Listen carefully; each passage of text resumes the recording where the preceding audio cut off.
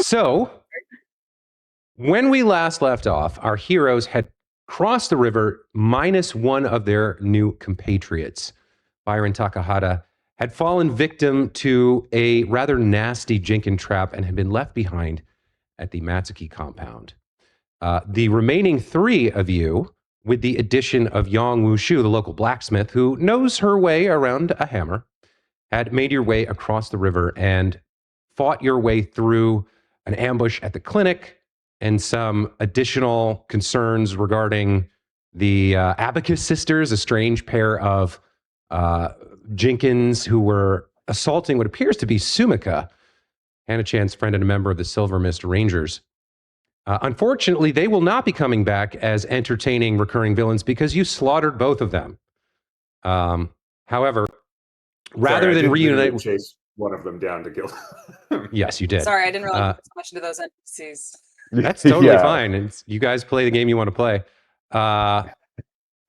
Having paused or halted the narrative right there in that moment as you were about to meet up with Sumika and find out what happened to her, we are going to transition back a couple of hours in time, back to the Matsuki estate.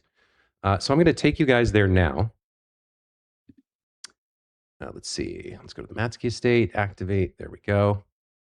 And Sal, who, first of all, welcome back from your absence. We're glad to have you back. I've had more than one comment asking when you're returning. Okay. That's very kind. Amanda, if you want to kick on some music while we get into this, I'd appreciate that. Yeah. So Sal, I don't know. You come to your senses in a darkened room, unfamiliar, and you feel a cool hand drawing a damp cloth across your brow. Good choice. Mm-hmm. Hello. I clutch the hand and I like the skin. Not bad. The hand darts back and you hear a young voice, a boy, perhaps on the cusp of adolescence, say, "Oh, you're finally awake. You were trying to cross the river, right? Walked right into that monster ambush, just like your friends. But you're okay now. How are you feeling?" Well, young man, you see, when you are dealing with a Takahata, I feel terrible, if I'm going to be honest with you. Oh, no. Well, we can get you something to drink. I mean, take your time. You don't have to get up. But I did want to say, did you really jump over a burning railing and drop a full story to rescue my mother? Yes, that was... Oh, yes, that was me. Oh, your mother. Mm-hmm. Yeah, I did do that. It was very heroic, actually. That's so cool. Yeah, weren't you afraid of getting burned or like breaking your leg or something? Well, yeah, you see, I come from a lumber family, so I'm familiar with all forms of lumber, even if it's exploding. Wow. So no, I wasn't afraid. But thank you for asking. Oh my gosh. All right, well, how about I go get you something to drink? I can get you water, or if you want to wait a little bit, I can ask the kitchen to make some tea. What do you feel like? You know what? Water would be fantastic. Thank you, young man. Okay, I'll be right back. And he rushes to the sliding door and kind of slides it open and darts outside to go get you a drink. The hell am I? I started to look around, and I get up, my brazen muscles lifting me off the bed, but I still feel tight and a little sore for whatever reason. And I kind of feel my way around the room, and I'm looking for anything that I recognize. Do I recognize anything? It's a pretty standard interior, nicely appointed, well-maintained. The last thing you remember, you were leaving the Matsuki compound when a woman threw her baby at you. That's right. And I normally hate babies because I can't talk to them. They don't understand how special I am. I open the door and I kind of peek outside to get a better idea of my bearings. Do I recognize the house that I'm in now? Yes, I think at this point, as you maybe if you want to take control of your token and push it out, You recognize that the courtyard is the courtyard of the Matsuki compound. And you can see numerous people kind of moving around. You see small clusters of people huddled together. You see a couple faces you recognize here and there. Down in the courtyard near the pond, you see sitting on the bench the local rancher and his son. You haven't had extensive dealings with them, but they're at least a business owner, so you recognize them. There are other people kind of moving around. With the aid of man's spell, many of the people who were injured are no longer hurt and in need of attention. So at this point, there's kind of a tense air in the courtyard as the town is still under attack, but there's a relative safety here inside the walls of the Matsuki estate. I go to the little main pond area, and I want to go talk to the business owners. I don't think I'm going to wait for Kobe. For the rest of you, feel free to enter the narrative at any point. Those of you who are outside do see Byron Takahata emerge from the room and begin making his way down towards the central area of the estate's kind of garden area. As he walks by Musashi, you probably wouldn't recognize him, but this old guy there, he would rise stiffly to his feet and bow as Byron walks by, and like, young Takahata, the hero. Oh yeah, that's me. This town. He'd have his hat off and like bow as you walk by. Well, good day to you too, sir. Byron's never bowed before. He doesn't know how to do it. Just so you're aware, Sal, let me just show you who bowed to you just now. Let's go ahead and there we go, show players. That is Musashi. And a pleasant Animal Crossing to you too, my young friend.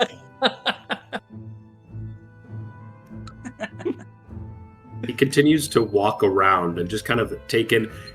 Byron's in a fog. He still doesn't really know what happened. He's still kind of trying to piece things together. He sees snippets of the evening before when he was passed out. He remembers the baby coming at him. He doesn't quite remember anything else. He remembers needing to go see his family. And then that starts to play in his mind as to where his family is. Sure. Make an alchemy lore check for me, which for you is going to be a d20 plus 3 plus your intelligence modifier. So I think plus 7. Very exciting. Okay.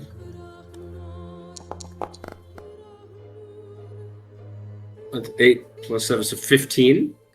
15. As you take stock of your body, as an alchemist, you have experimented with many mutagens and other ingestions. You get the sense that your body has been poisoned, but not in a lethal way, and that you have a limited amount of resistance to this type of thing because of your experimentation. You've recovered from some kind of a poison, possibly one that was not meant to kill, but to capture. Right. I walk over to these two over here. Do I recognize the older man you recognize as Kumsun Chong, who is the local rancher. The boy next to him, who is perhaps 16, 17 years old, is not familiar to you, but you see that both of them have grief on their faces, and the older man has his arm around the younger's shoulder. And you hear them sort of talking to each other, reminiscing, it seems, about someone that they've lost in the fight. Byron sort of like taps him on the consoling arm, like not aware that this is like a very like sweet situation. Goes, excuse me, sorry, hello, Byron, local hero. I was just wondering, has there been any news from Northridge? Has there been any news from across the river? Right. So Sun Chong turns to you and says, Yes, young Takahata, I do recognize you. There has not been any recent word. Your group left late yesterday.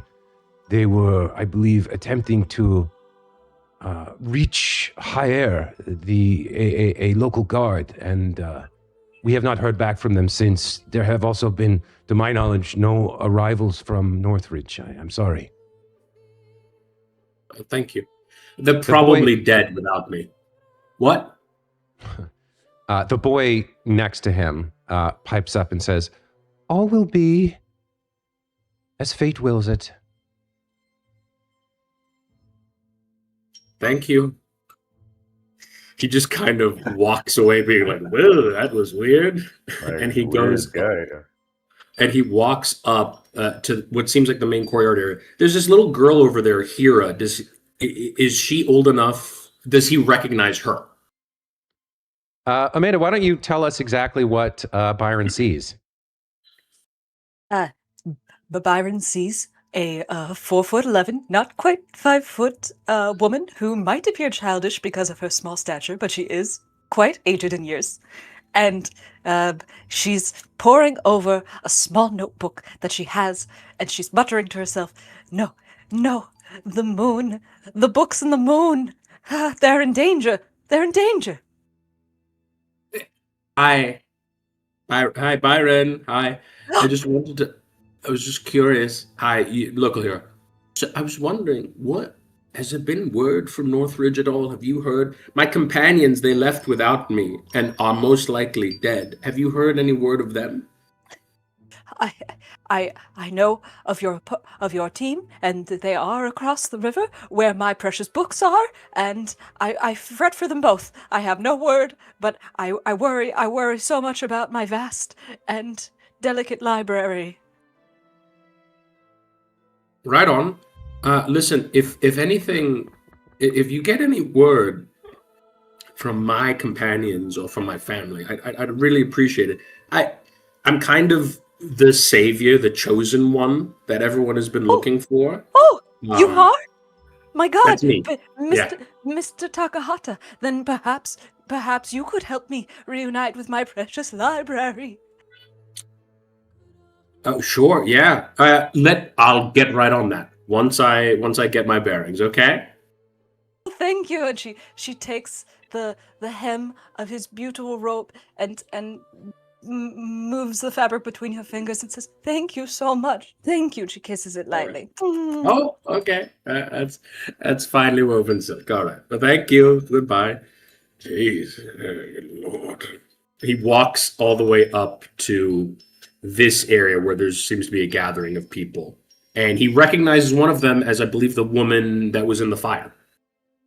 Yes, as you walk in, you do recognize, first of all, seated in a chair kind of at the head of the table, which is not on the map, you do recognize Matsuki Sho, one of the town's 2 elders, and something of an opponent of your family's politics, someone that your father dislikes to some degree.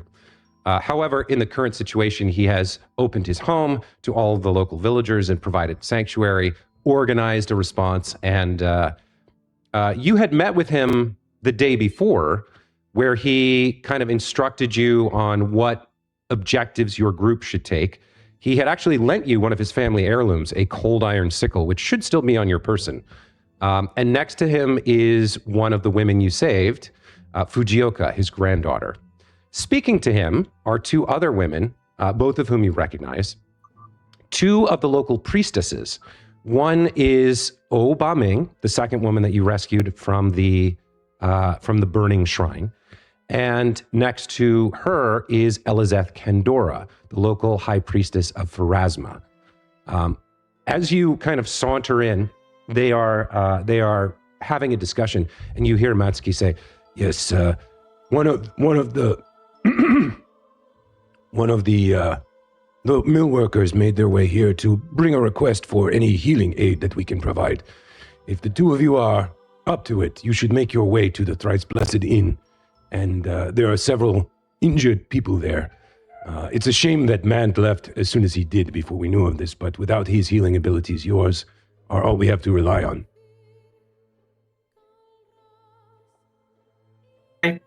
Hey, remember me? What?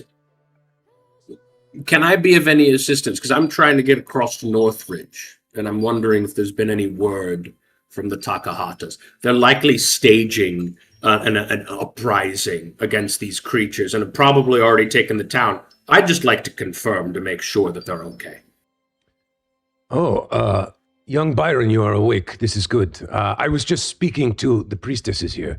They are planning to make a short trip to the Thrice Blessed Inn. Are you recovered from the lethargy poison? Your friend said that you were likely to be awake around this time. Yes. Who poisoned me? My understanding is that you fell for a stratagem or a ruse devised by some gremlins, some monsters that threw a trap at you, and you caught it and were poisoned by some sort of needle. Byron clearly now remembers this happening. Like, he can see it exactly in his mind. He can remember the feeling of it. And he turns back to him and he says, "No, I don't think that was it. Something else must have happened, something more devious. In fact, if I were to bet anything, I would bet it was that darn man Darkleaf poisoning me because he knew that I was the most powerful one. I knew I shouldn't have..." Yeah, Elizeth turns to you and says, "Are you feeling all right? Perhaps there has been some sort of mental confusion component to the poison? We can examine you if you need help." Well, I do love to be examined, but no, I think I'm okay. I was wondering, instead of me wasting around, local hero prophesized one and all that, maybe I could be of assistance. Maybe I could come with you.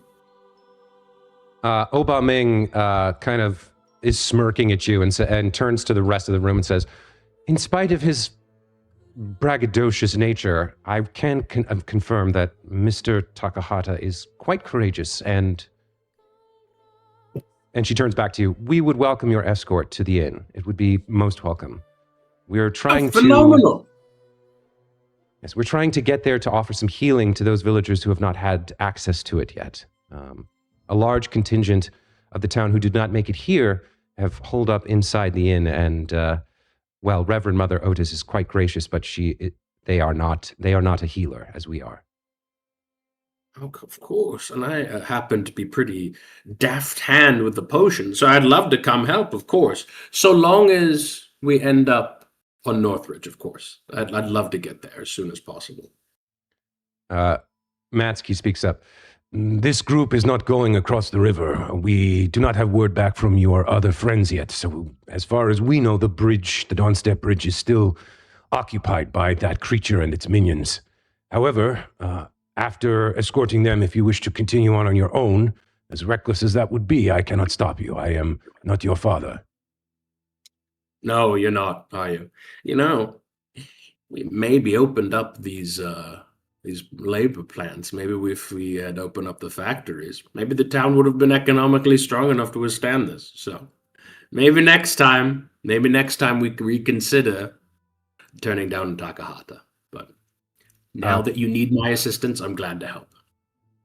Why don't we save politics for a time when the town is not being invaded by monsters, young man? Right, that's fine. Whatever. But I'm Very happy well. to come. Yes, it sounds like you have a plan then. The three of you can make your way to the inn. It's only a 20-minute walk, although what might be lurking in this fog, I do not know. Be wary, be swift, be stealthy, and good luck. You have my blessing. Thank you. Thank you so much. We can't leave. I did order a water a little while ago, so I'm still waiting on that. But once that comes... As you say that, Yuta kind of stumbles in carrying a pitcher and a glass, and he's like, "Oh, hello, great grandfather. Hi, Mom. I brought Mr. Takahata. I brought Uncle Takahata's water. He said he was thirsty, and I mean, I did the thing that I said I was going to do. Okay, here." And he pours you a glass of water and hands it to you. To all of our healths, and to Takahata lumber, strongest material known to man. Everyone in the room rolls their eyes for sure. And he takes a big sip, and he stops and just looks around and goes. And then he takes another big sip. He is taking forever to drink this water. And then finally he polishes it off and he holds it out as if to wait for the kid to come back and take it from him, but the kid is not around, and so he just kind of lays it on the floor. We should be off. Yes, I think that would be for the best. Both women, sorry, I've got a little something. Both women nod and start walking with you back out into the courtyard, heading towards the south gates to make their way out of the compound and out into the village. As Byron walks with them, he kind of like leans over to Aubameyang, who is the one he rescued, correct? Mm-hmm.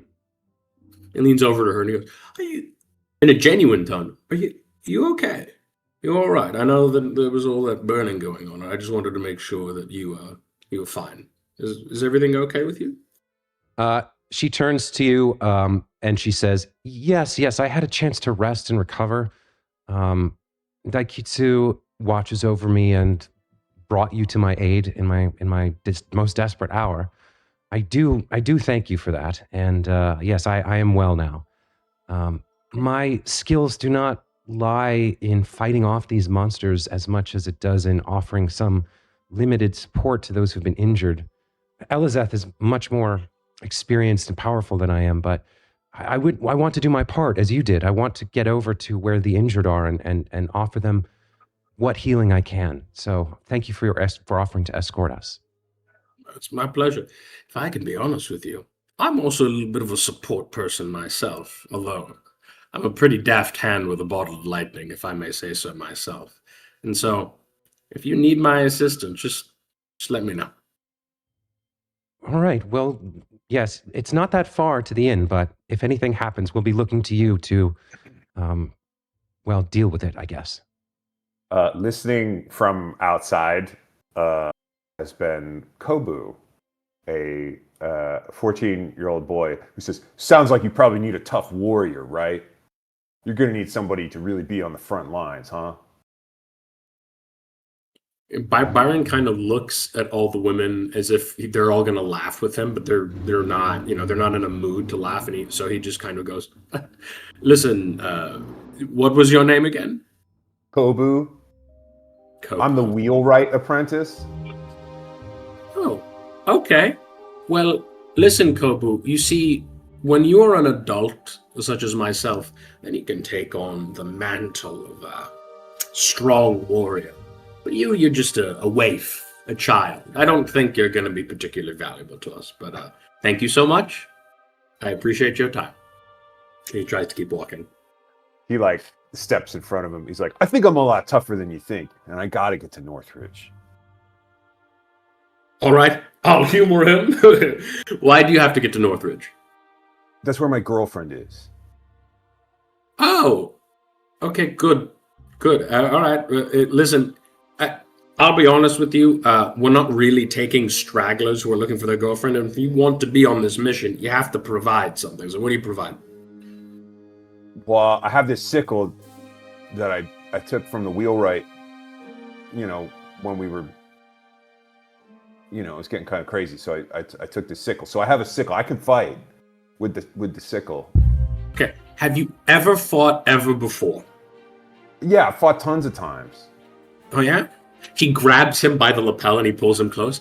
Have you ever thrown a bottle of lightning at a drunken creature stumbling towards you with this blade? Have you, child? Because I know what that looks like. Hey, get off of me, man! And he's like pushing back at the collar grab. Yes, you have no idea what it's like to face these creatures. You often have no idea what it's like to face treachery within your own ranks. I was poisoned by a halfling in my own group who was too jealous and couldn't stand how powerful I was becoming. You talking about Man Darkleaf? Man Darkleaf. There's a big tree and it healed all of us. Shut up. I'm so tired of hearing about Man Darkleaf. He's not even probably a good detective. Probably has a bunch of cold cases. No one talks about that. So I would be on my way. Cases over in Karahai. You seem to know quite a lot about Man Darkleaf, by the way. I feel like Man Darkleaf's kind of a known guy around this town. He's a Man Darkleaf, and the old Musashi, the farmer, kind of has hobbled over. Yes, he created that tree that healed us. We couldn't see the tree. I don't remember if we saw the tree, but he said there was a tree. No one. Hero wanders over too. It was a piece of magic. It was a piece of beautiful magic. This tree. I will never forget it for the rest of my long days. Yeah, it's amazing, isn't it? Ooh, I can make a tree. You know what else can make a tree? The seed. A seed. And so we're all yelling, oh, amazing Man Darkleaf is. People at the Thrice Blessed Inn need our help. We must go to them. Now, if you want to come with us, young man, you have to show that you have some ability as opposed to being the Man Darkleaf fan club, which, by the way, I'm way taller than him. I mean, of course you're taller than him. He's like a totally different species. Okay, all right. I'm getting angry. And what Severian taught me when I get real angry, I take a deep breath and I let it out with rage. So I'm going to tell you right now, young man. You either showcase your abilities or we walk away. Do you want me to hit you with my sickle? No, I don't want you... Do I look like I want you to hit me with your sickle? No, that's why I was confused. I have a sickle too. He pulls out the coal and says, I got a sickle too. I'm not fighting with another child today. I'm sorry. He puts away the sickle. I'm not a child. I have a girlfriend. Look. I am not dealing with this right now. We have to save people. I am going to leave. He looks around to the other party as if to like confirm, right? We're going, right? We're not humoring this anymore?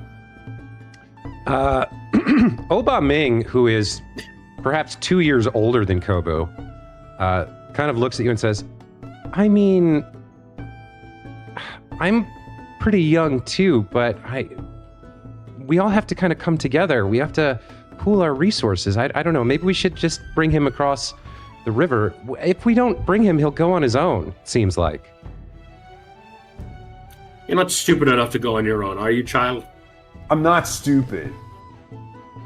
You didn't answer the... All right. If you come along and if you mess this up for me, I will destroy you with a mutagen. And also, if anyone mentions Man Darkleaf again, I will kill someone. You guys got a real Man Darkleaf sore spot. Don't whisper that. Fine, he can come. Sal, I'm so glad you're you back. Won't regret it. You won't regret it. I'm going to be so helpful. Fine. I agree, says Musashi. He kind of puts a patronizing hand on Kobu's shoulder. As the senior warrior of this group, I think it's best to have more numbers. And I forgot my sickle at my farm, so his will come in handy. If he needs to, we can share it between the two of us, and that will help if we run into any more of these baby-throwing monsters. Sorry, I'm gonna just real quick interrupt. You have a pitchfork, I believe, Musashi. So we'll still trade off. It'll be good training, but this pitchfork has served me well. The young one and the old one, the ages will average out. They'll trade the sickle. We are creating an army the likes of which this world has never seen. I can't. If this sickle gets damaged, I'm going to be in a lot of trouble with the wheelwright. Sure. And then he's probably going to take it up. Hero just fundamentally misunderstands what's happening. It's like, oh, an army? Well, every army needs a scribe, and I have my trusted fountain pen, so here we all are, a beautiful party. We don't need a scribe. We are going on a 20-minute walk to an inn to help people. You don't need to come. You're all in danger. You don't know what it's like out there. Well, that's why we must go to Northridge. It's safer on the north banks than the south banks. It must be. Byron is clearly losing this argument, so he kind of just like stands there, like kind of like kicking his feet like a child, like very angry at everything that's happening. Elizeth will speak up and say, well, look, quantity has a quality all of its own, so at least there will be numbers of us together. Just listen, when we get out there, just listen to Mr. Takahata. I'm sure he's fought through some of these monsters before. I'm sure he knows what he's doing. Just as long as you follow directions, I'm sure it'll be fine. Why don't we get going? Yes, I agree. He turns to Obaming, and if there are any burning buildings, we know who our man is. And he hits her with a big wink. She kind of like doesn't know how to respond to that, and she just kind of goes, okay,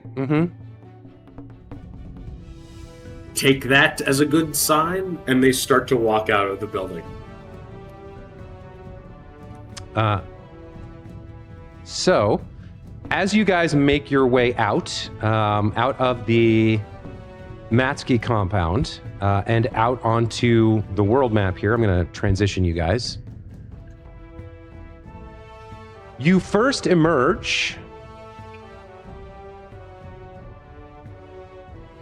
into the fog, and while it's somewhat muted inside the walls of the compound, as you emerge out, it's the first time for everyone, largely except for Byron, to experience this very unnerving fog. Sightlines are limited, and shapes and auras and kind of shadows boil and churn at your peripheral vision. Every time you look to see, there's nothing there, but there's this encroaching sense of danger, this ominous aura surrounding the fog as you begin to make your way up from the Matsky Estate compound up here to the Thrice Blessed Inn, which again is a short walk, but in this fog with your gaggle of people kind of clustered together, it's not exactly a straightforward stroll. Byron kind of remembers the area, and the environment changes his tone a little bit. He becomes a little bit more muted, and he turns to the group and he says, listen, you might hear voices, you might see figures and shapes. The most important thing is that we stick together and we stay on the path. We know this town better than they do. Always remember that. They? They? There are lots of theys. It's going to be all right. You can kill them pretty easily, but we have to stay together. All right? They start. Would Byron know the direction to the Thrice Blessed Inn, even in the fog?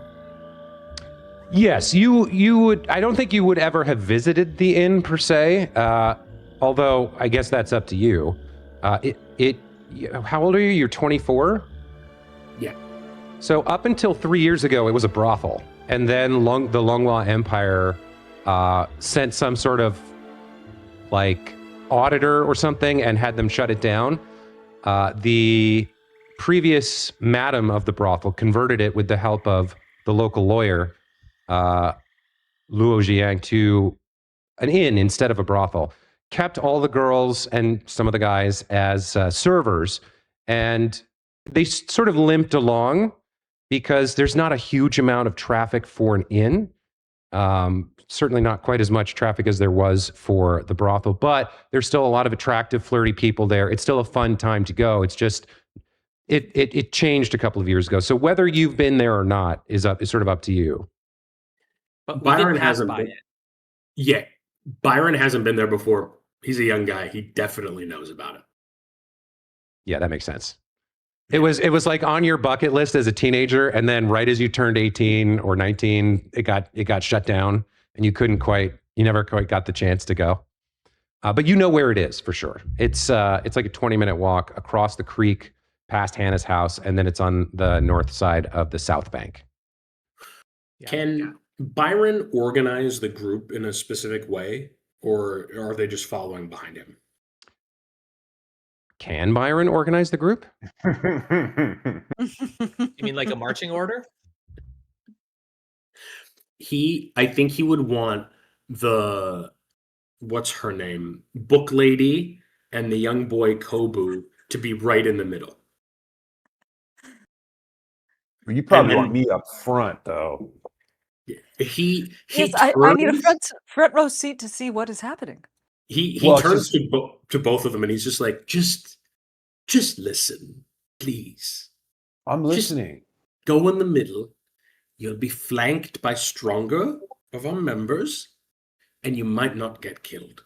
Right? Who's stronger than me? This old man? I don't think Just- so. All right, fine. He cannot organize this group, apparently. Okay. They just fall behind him, and he starts walking them towards the thrice blessed inn.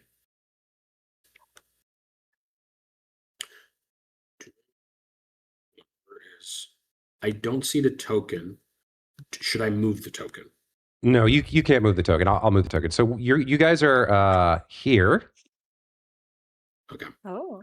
and you're trying to We're trying to get get to over Netflix. there. Yeah. Which is, again, not that far. Pretty It's just short difficult to journey. move through the fog. So I will tell you that this first journey to the Thrice Blessed Inn will only take about 20 minutes. And fortunately for your group, there don't appear to be any hostile entities making your way in. I will say, along the way, before we arrive, if anybody would like to do some kind of a scene with their new NPCs and Byron, you can kick off any kind of discussion you want. You can talk to each other. But if nobody has anything, or we finish that up, we'll arrive at the end and move on to the next part of what's going to happen today. Well, I'll- Musashi has a theory which he would be sharing, that this mist, it's a cloud that's descended upon the earth, and there's nothing worse than clouds. So having one here deprives us of sun, of goodness. Yeah, breathing this in is poison for us all, just like Mr. Takahata is poisoned. Clouds. And he gets a little loud and angry over it. This cloud has descended upon us. Ah.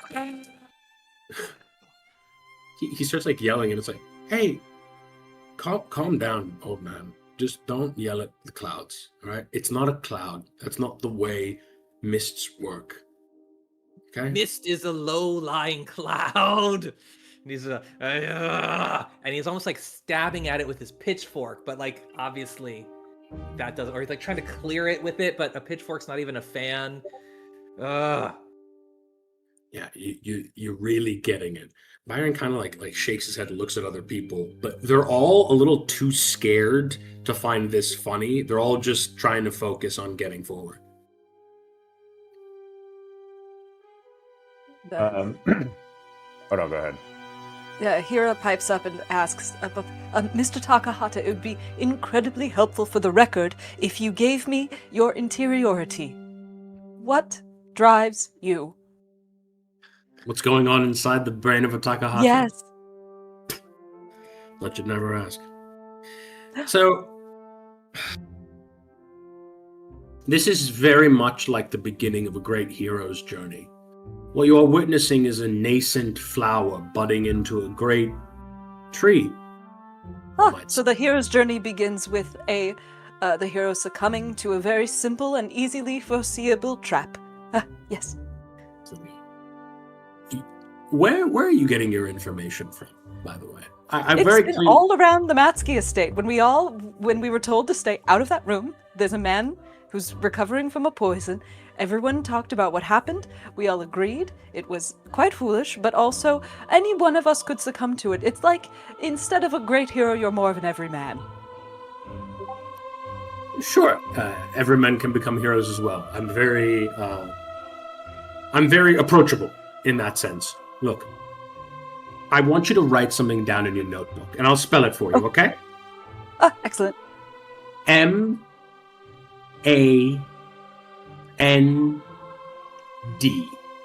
This is going to be a fairly important name you're going to want to put down, because this is the antagonist to our protagonist's story. M-A-N-D. I understand how to spell manned Darkleaf, and okay, so we have not only an everyman and a fool, but an unreliable narrator. Understood. Okay. And then she goes and she kind of just takes a minute to jot some notes down. She laughs to herself. I don't think you quite... I feel like the narrative is getting away from me a little bit. I am maybe I haven't explained myself. Byron Takahata, 7th of my line, 3rd of my name, 3rd time's the charm. This is incredibly important that you understand my lineage, because the Takahatas are, of course, the greatest family that has ever been. We might be dormant now, but we blossom, and I am a metaphor for that. I think that could be interesting for you to write down as well. Your last name is Takahata? Yes, that's a fan. So, like, is your dad, like, just, like, because I guess, because, you know, because what are you saying? Well, because I work for the Wheelwright, and the Wheelwright, you know, we work for Takahata Lumber, so, like. Of course. Yes. Then you understand what it is like to have this tycoon, this baron of industry looming above you, a benevolent yet firm-fisted leader. I know what it's like. I mean, I've never met him, but sure, yeah. Yeah, exactly. I am he. So, you're welcome. You are in the presence of a great family, obviously. Let me ask you a question, young man. Yeah. Do you enjoy working for my father's company? No. Why not? You know, it just like sucks, you know. What sucks about Well, about contributing to society? I mean, it's just like, just even you saying that, it's like, it sucks. It's like, it sucks. Listen, young man, can I give you a piece of advice? Yeah, okay, sure, yeah. You are but a young cub. And when you blossom into a man such as myself, you will start to understand the weight of responsibility. And you won't carry that weight lightly. But you'll know that the value in your life does not come from girlfriends or being a lame dipshit. It will come from the strength of character and your ability to provide for your community. And if I've grown into anything, it's someone who is a provider, someone who cares more about others than I do for myself. Okay. Listen, actually, can I ask you a question? Have you had a girlfriend before?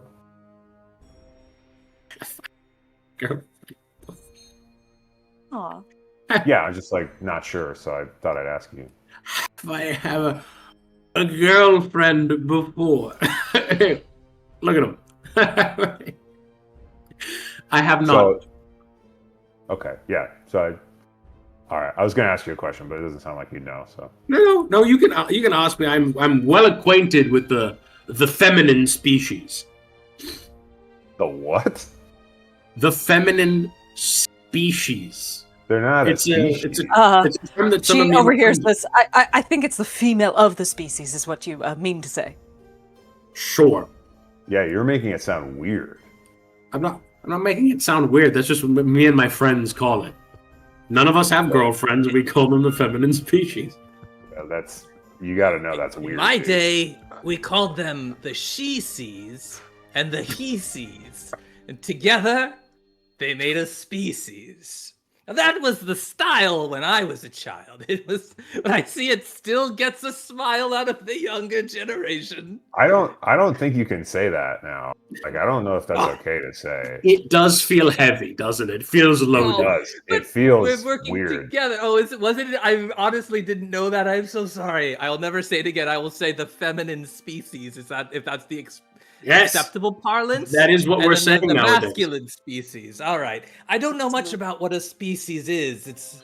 I always thought it was, but I'm learning. I'm still learning. You can, and he kind of turns to Kobu and is like, "See, young man, Even when you're old, you can learn. Yeah, maybe old people need to learn more than other people. Wow. I don't like the tone of that. Wow. I don't like the sound of that. Well, it I'm sounds. saying. Yeah. All right. I think we've solved this feminine species thing. I think we figured it out. Good job to everyone. The two priestesses who have been kind of silently observing this entire conversation, kind of look at Hira and say like, if there's a different species, it's definitely the men. Absolutely. This is a real Well, just example. one of them can't be different. You can't have one of them be different. Okay. Like, because if one of them's different, they're both different.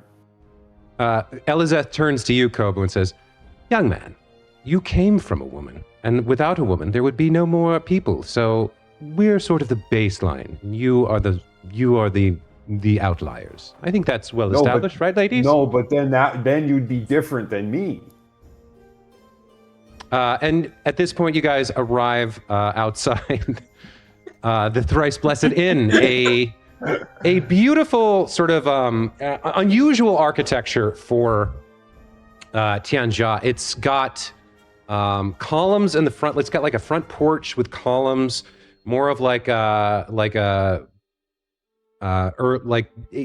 century American farmhouse kind of a vibe. And it's got these balconies on top. All the doors and windows are heavily shuttered, but at the balconies on top, you do see one young woman and one young man, both holding heavy crossbows, kind of pointing down and watching your approach. And you hear one of them call out, Otis! They're here from the Matsky estate. And you hear some chains and locks being turned on the large front door. And stepping out to greet you, you guys see a familiar face. You see a red-haired, androgynous half-elf.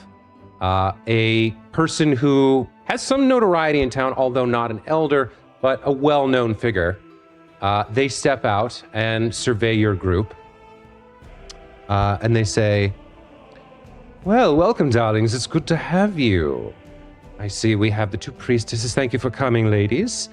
And you, I recognize you. You're the Takahata boy.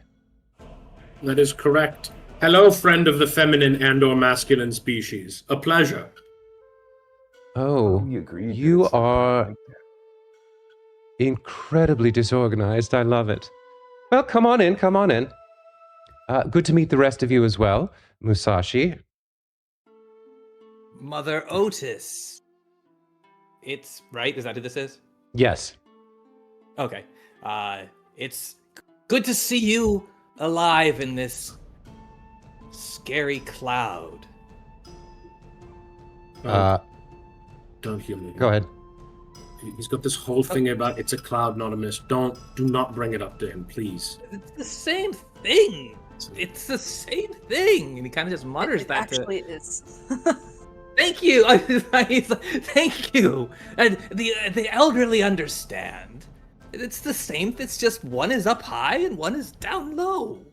Everyone's experience is different, but the more of it you have, the more talented you can become in your field of specialty. Isn't that right, Kobu?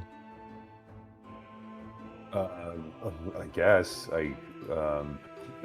He's like, kicking at the ground, like, I guess. I mean, whatever. I guess whatever too. Come on in, coming inside. And they usher you inside the inn.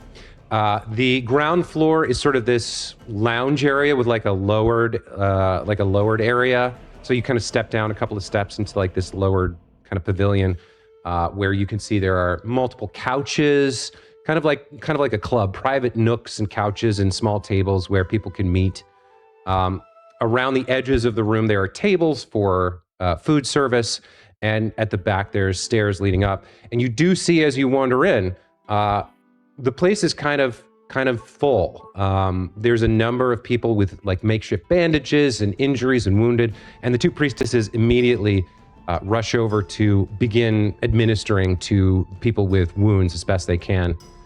One person in particular, Byron, notices you and rushes over, and that is the individual who recruited you for the festival, reenactment festival, for the kidnapping, the mock kidnapping, which seems like forever ago, but was really just a day and a half. Cho Chung-Hu comes over. He goes, "Oh my God, Byron, you're okay. I'm so glad you're all right. What happened to you and your group? I've been so nervous and worried for you because you were out in the forest when all this started. I'm so glad to see you're all right." Oh, I can't. Things have happened, my friend. Let me just tell you. After you left us in the woods, and Byron starts recounting the entire story from start to finish, but as he does so, he places himself as like the hero. And he starts describing all the other characters in his party as being like kind of doofuses or crazy or scared constantly. And particularly that man Darkleaf. I remember there's this drunkard who comes up to us, and Mand is wetting himself. He says, "Please, Byron, save me." And I throw the bolt of lightning, and it definitely hits. And he circles all the way around. He starts telling this like massive story until he finally ends up where they are now. And I tell you what, wetting himself.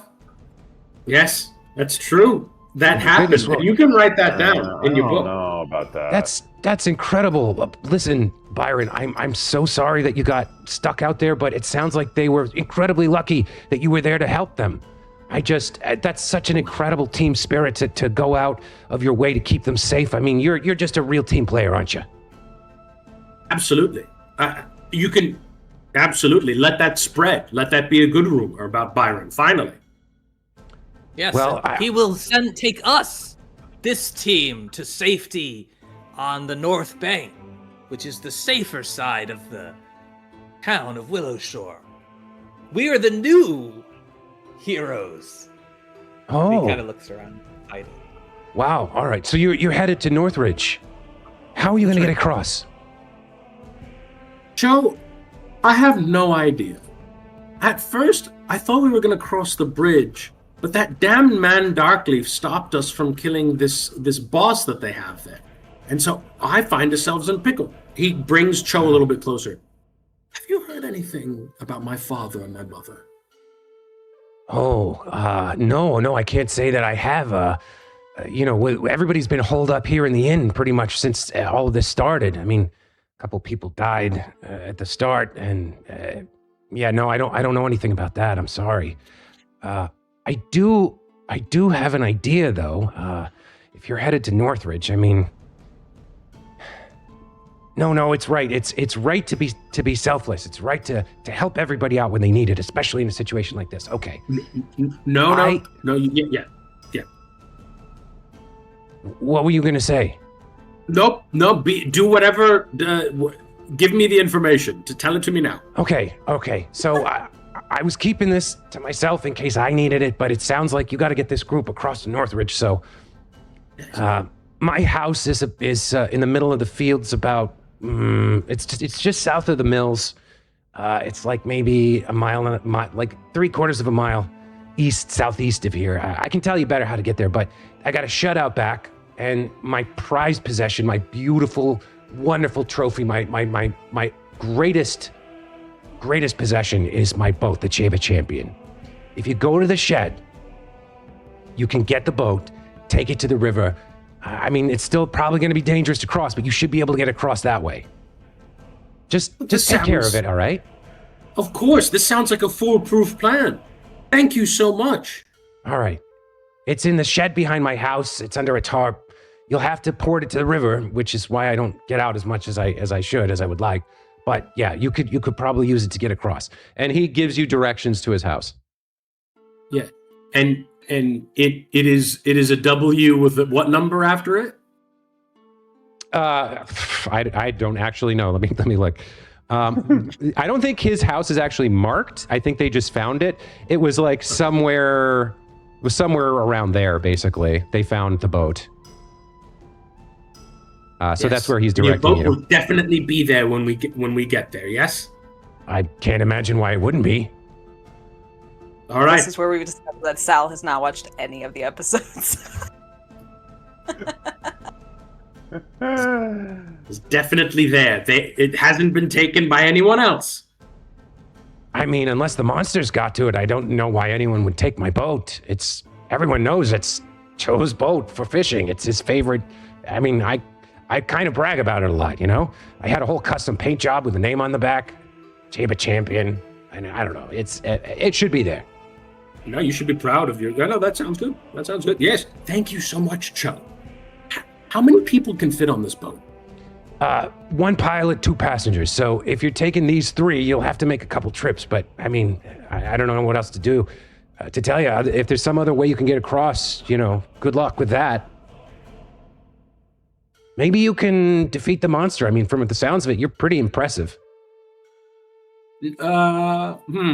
So, see, here's the thing with that, is that I want to give my team, my compatriots, another chance to rectify their wrongdoings. Because if I solve the problem for them, they'll never learn the lesson, if that makes sense. Of course. You turn it into a teachable moment. Got it. Okay. Well, maybe you can negotiate your way past him or sneak past him or something. I don't know.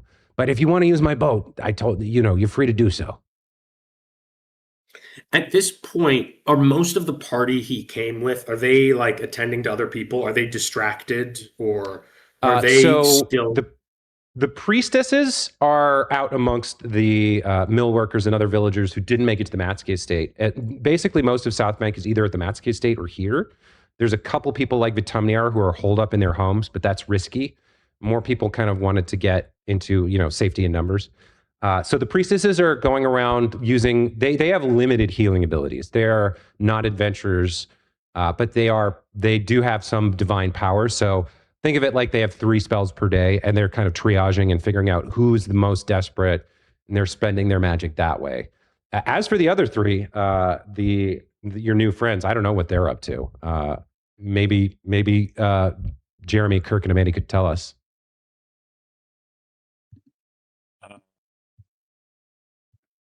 Let's see here. I don't have a map for the interior, so you're gonna have to use your imagination. It's a former brothel turned inn.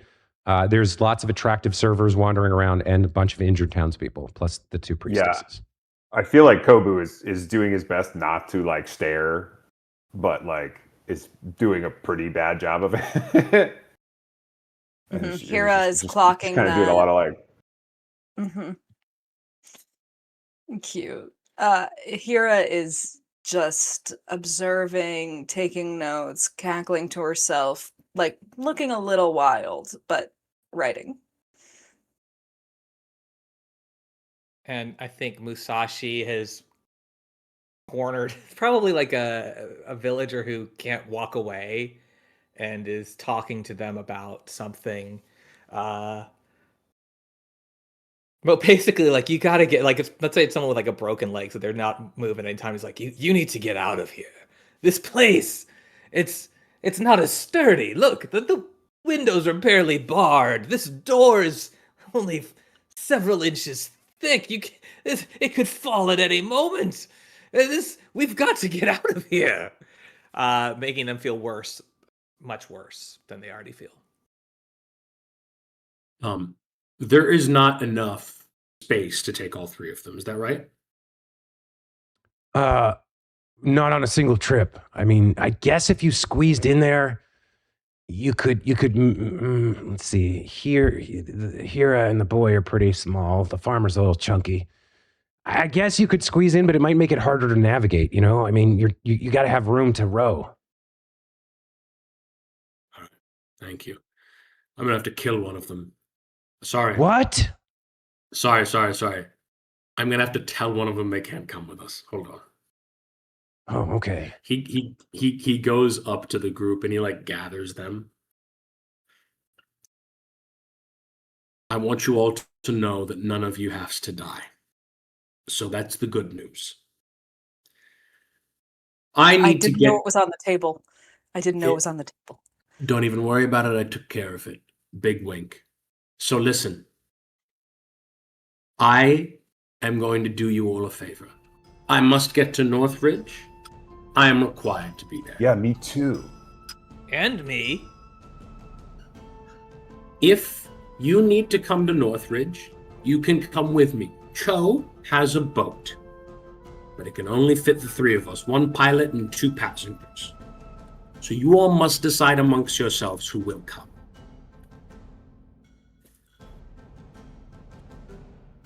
I will come I'm along. I'm definitely going.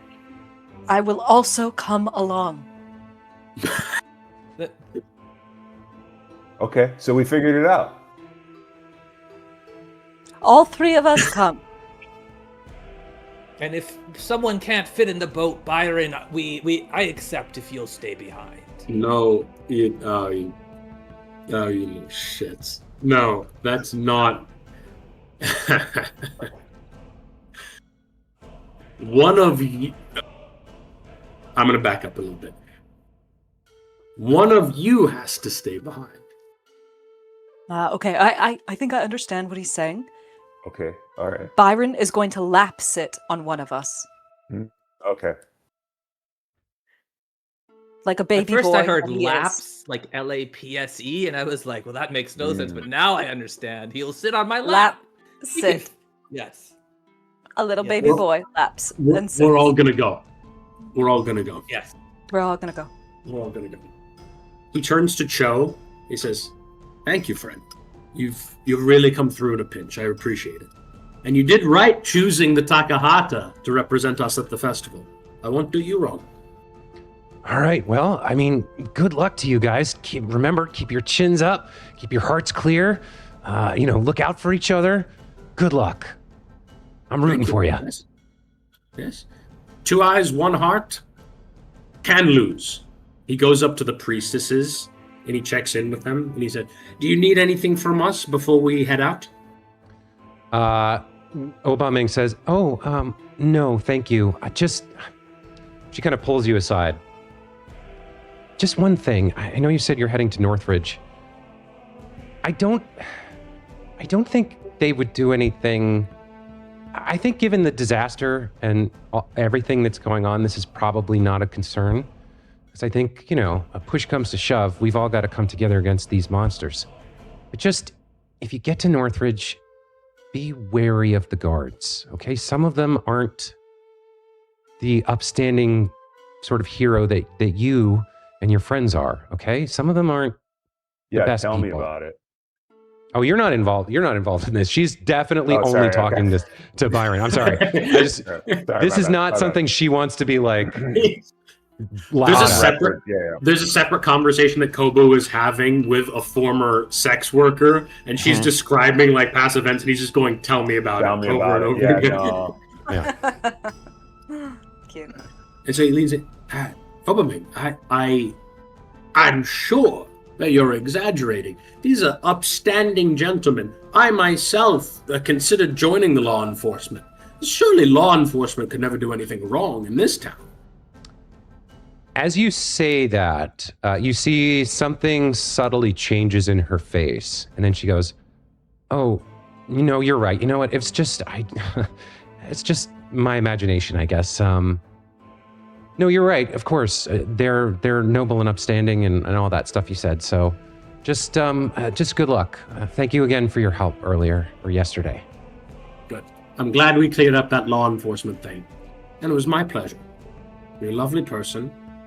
And I wish you the best of luck in the future. And maybe our paths will cross again soon once this low-lying cloud dissipates. I'll look forward to it. He heads out. He heads out with the game. Before he goes, is there anything else, Jordan, that I'm missing about this scene or setting that I should be interacting with that I haven't? Go ahead and give me a perception check. You don't get that info for free. Absolutely correct.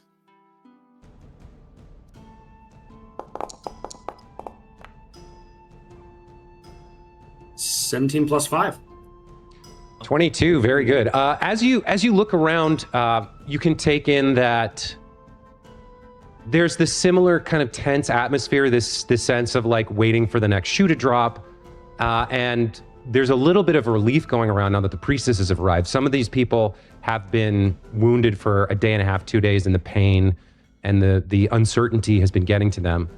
You do see through kind of like you peek out a side window and you see there are a couple of mounds in a courtyard where people have been buried. There's a sense that your antics have distracted people a little bit. A lot of people were paying attention as you were telling Cho this story. And there's like this faintest hint of like, maybe this guy, as ridiculous as he is, has something to offer. There's like a little bit of a sense of maybe we're going to start to turn the corner here. But beyond that, you don't sense anything else that you might have missed. As Byron starts to head to the door, he kind of turns and looks at everyone, and he speaks to the inn, and he says, "We are headed to Northridge. We will send word, and we will try and connect both south and north once again. I know we have all been hurt, and I know many of us are injured, but trust me when I say that there are many brave people out there who are risking their lives to make sure that this town is brought back together. But one person who definitely is not is called Mand Darkleaf." Thank you. Give me a either performance or diplomacy check, please.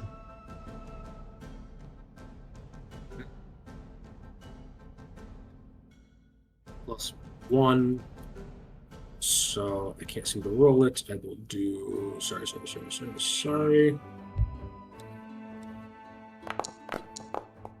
11 + 1. 12. Okay. There's a couple of so for the majority of your speech, you see people starting to like nod along, and then the last part where you disparage man kind of like falls flat. But a couple of the millers hanging out at the back, these are big dudes, like strong dudes. They're kind of like, "You got a decent pair of plums, kid. Go out there and do your best." And there's like a smattering of, polite applause, like almost obligation applause, but like you did give a little speech, so people are like, okay. "Open the mills!" And he walks out. Okay. Honestly, that character beat reminded me of a shitty ex-boyfriend that I had.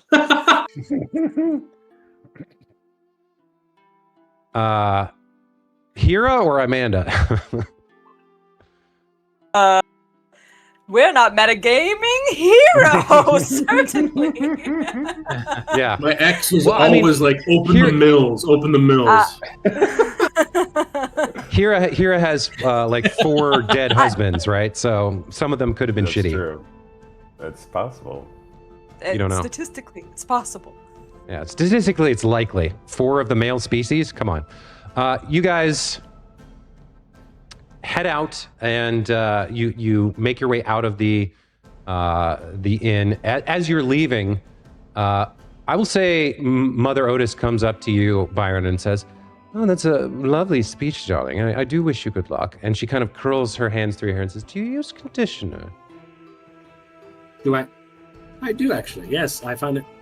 But Byron realizes how like sensual this is, and he's like, hold on a minute. The brothel closed quite a while ago. I'm a man of action now, and I can no longer be distracted by your wiles, masculine or feminine." We don't take coin for that sort of thing anymore, but there's nothing that says we can't, 2 consenting adults can't trade favors, if you're interested. Well, Byron is sweating. Yeah, and Byron is shaking. Mother Otis is looking at the mixture of nervousness and naivety on your face and is lapping it up like a cat with cream.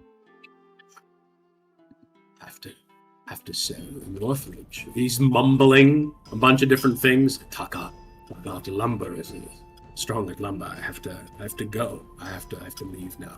All right. On your way. All right. Bye. Bye. He walks out with the 3 of them. Okay, so now it's just the 4 of you, and what is your current plan here? The plan is to go and get the boat which Byron believes is still there. Right. Okay.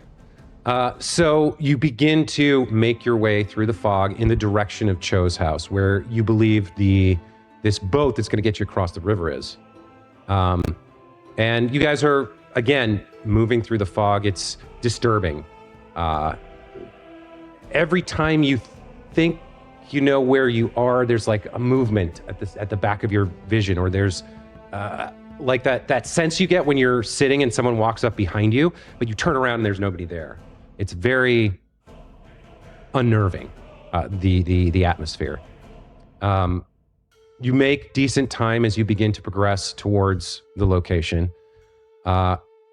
However, at a certain point, as you're crossing through one of the kind of wheat fields on the way to Cho's house, you do hear a voice calling out to you from the fog. All four of you hear a voice go, "Well, who are you?"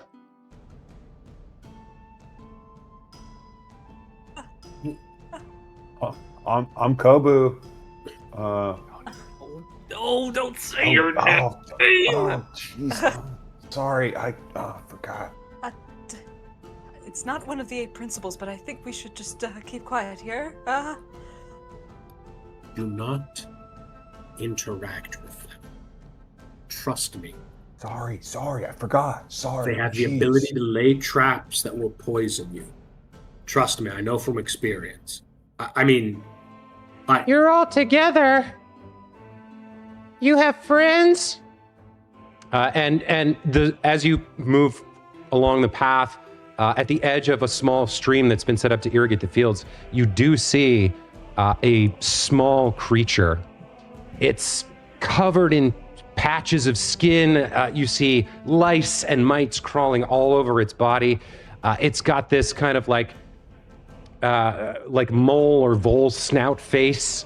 It's perhaps 2.5, 3 feet tall, and it's kind of stumbling towards you, looking at you and kind of sending out these questions. Do you have homes? It has kind eyes. Careful. Look at the eyes. They are kind. I want to live in a home. Do you live in a home? I mean, pretty innocent question. Listen to me. There is much in these mists that is dangerous. You cannot trust any of these things. Byron turns and addresses the creature. Can Byron roll a perception check to, like, does he know what this creature is? Has he seen it before, or does he recognize it? You can do a recall knowledge check to try to identify the creature. Give me a nature roll. Also, to the 3 of you who have not been out in the fog, this is extremely upsetting. This is the first monster maybe you've ever seen in your lives in this unsettling fog. I don't know how prepared your individual NPCs are, but it's a monster coming towards you asking creepy questions. FYI. Yeah, and the art has kind eyes, okay? I'm not crazy. But yeah, this guy Byron, seems give me a okay. nature check. It's 9 plus 2, so it's 11. Yeah, you don't know what this thing is. Do you eat dinner around a table? Do we The lie creature- to it or tell it the truth? Byron, what should we say? Yes or no? You cannot trust these things. Do you have Byron- friends and family? God, it's closer. Byron looks around to scan to see if it has any if it has any creatures that are with it, or if anything is hiding in the woods. Yeah, give me a perception check. It says I've used VTT. Do you go inside when it rains? 19. Looking around, you Yeah, do not dog. see any hidden creatures or allies for this thing, whatever it is. It's right up in front of you now, asking these questions. Byron so- has his Like, hand on where his a cold user's- sickle, Mhm. and he's like in front of everyone else. He's trying to like pretend to be brave, but he's concerned as well because he's never fought anything without his more talented compatriots. Are And you so- protecting them because they're your allies? Why do you ask these questions? What are you, creature? I want to know if you have a home. I do have a home, creature, and I'm trying to Then get I back. hate you! And it is going to. I'm going to need everybody to roll initiative. Okay. Oh. It took you a while to answer, but yeah, eventually you did. He does not like anyone who has friends and family and a home. Oh, Told you Why? I got a that's a lie. 22. Why is Kobu is Musashi on there amped up, twice? dude. Yeah, I don't know why I'm in there Something twice. happened there.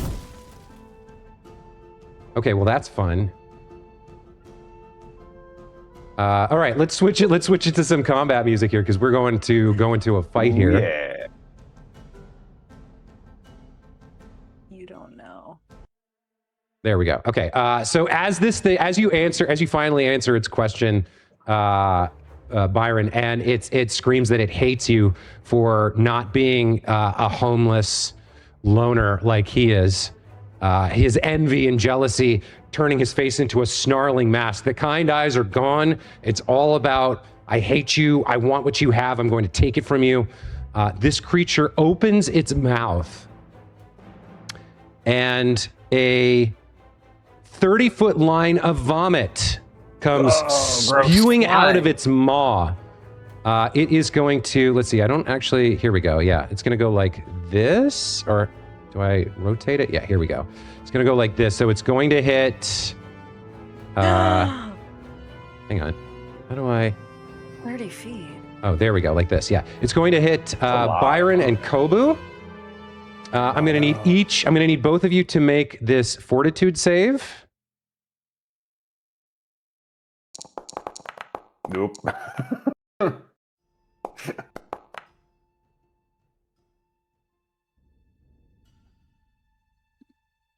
Okay, so Kobu, you fail, and you become sickened. So I'm going to pop Yeah, that on you. Byron, you barely succeed. So you will say you dodge out of the way of the spewing line of vomit, and it's like that thick beige, like, you know, with chunks in it. It's disgusting. It's all over Kobu's face. You're only sickened one, not sickened two. And having done that, it is then going to move forward towards you, screeching its fury, and it is going to attack you with its. It's going to bite you, Byron.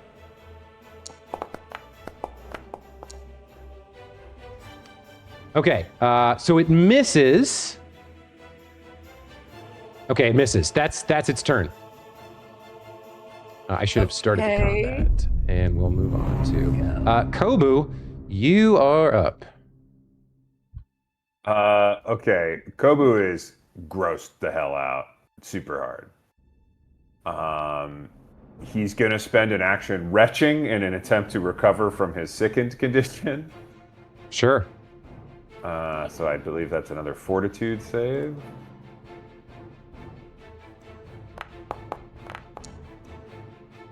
And he's like, "Oh my god, this is so gross."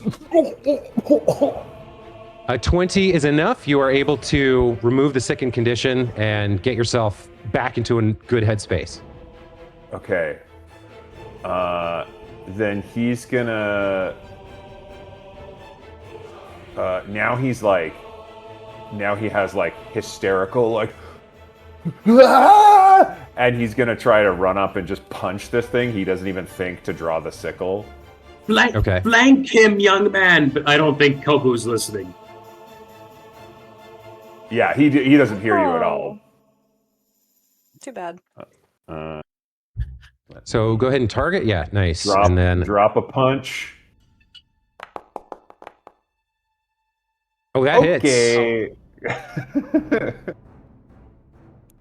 So the teenage Kobu rushes up, punches this thing in the face, dealing 4 damage, which is pretty significant here.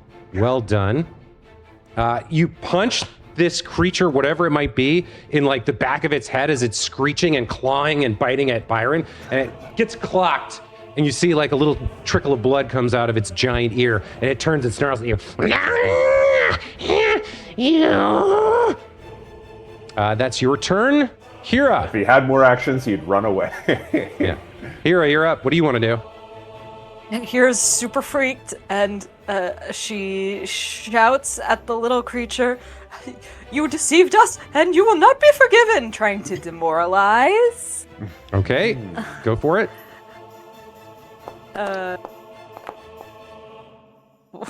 Okay, yeah, all right, 17. 17 is a success, and the creature looks at you and says, "No, you have a home, you have a family, no!" It is going to become frightened of you. Then she just retreats behind this rock. Gotcha. Okay, Musashi. The old farmer's up. What do you want to do? Musashi's like, yes, flank, right. I remember this from my guard days. And he goes, 1, 2, 3, 4, 5. So move 1, stride again, and then he's flanked it with, oh wait, no, he should flank it with Kobu. And that's his second move, is to go around. So he's going to flank it with Kobu, and he will also try to strike it with his pitchfork. Got it. No, wait. Yes. Let's try. Boom! Wow, that's really high. 24. 24. So you forgot to target him. That's actually going to be a critical hit. So roll the critical button. All right. Oh, I see.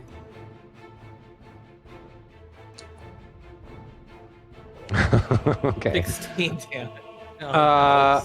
So Byron, your new companions, for all of their irritation, appear to know what they're doing as Musashi comes up behind this little creature and like literally drives the pitchfork into its back, lifts it into the air, and slams it into the ground where it just falls flat dead. Good job, everyone. Holy shit. He stands over the creature and he says, I do come from a good home, and although I have a complex relationship with my father, I love my family. And he stomps its head in with his boot. Dude, that feels like maybe you didn't need to do that. Like, you know, we don't know what his situation. I'm sort of recognizing my privilege here. Look, like kid. this guy's really, he's made me think about it a lot. So Wash your face. What if it's poison? This is a cloud creature. For God's sake, he threw up in your face. Hang yourself, Kobu. He turns and yells at the rock, Hira! Come out! Hira peeps through and says, Is it over? Is it over? Yes, you frightened it well. Oh, good. And Byron then is she gives Byron a genuinely- big hug. Byron is like genuinely proud of his team. He's like, good job, everyone. Thought you were a bunch of losers and idiots, and instead you've proven to be incredible warriors. Congratulations. why did you think we were losers and idiots? To the boat. And that's where we'll take our break, I think. Okay. Yay! Oh, it's so good to have you back, Sal. I you am guys were loving very this fun. session. I love you guys so much. Yeah, that's Very a good place to silly, take a break. Very fun. We'll take 10 and come back and see how we get you across the river to reunite with the rest of the party. Although, I Sounds don't know, good. with Jeremy and Kirk rolling that well, like maybe we Yeah. just don't Did not expect just keep with these guys? such a lethal force. Yeah, who needs man? Yeah. Yeah, Season of Ghosts ends Oh. with you paid for this beautiful character, and now we're using an Animal Crossing and a Pitcaw. for the rest of the campaign. Yeah. All right. Well, I'll see you guys in 10. See you in All 10. No, the creature type is a Grimple. That particular creature's name was Scratches. H.H.S. They have lice and mites all over them, and they're constantly scratching, like bits of skin fall off of them. He didn't live long enough to kind of go through some of the stuff he can do. Gross. You can hear me now, Amanda? Yes. Okay. Then, yeah, we'll get back into it if everybody's ready. Sounds good. Yep. All right. So, having confronted this strange, envious creature and killed it with quite a bit of dispatch and authority, you guys continue your journey until eventually you reach a house that meets the description Cho gave you, Byron. Out back, you find the shed, but as you make your way inside, you see a large tarp has been folded neatly on the floor, and there is no boat.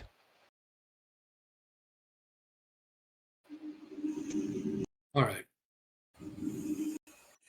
Just for my own sake, is there a boat here or is there not a boat here? He asks the group. There's clearly You not a don't- boat here. You don't know if there's a boat? Are you God. feeling? Damn it. Well, I can't go back and ask Cho where someone took his... I had a whole speech and everyone stood up and applauded for me like a god. I can't go back there. Yeah, you would look lame. I look lame. God. Can Byron, like, rack his mind to see if he can figure out a way across the river? Yeah, I mean, okay, give me roll a d20, add your intelligence modifier. I don't have a fixed DC for this. I'm just going to see what you roll.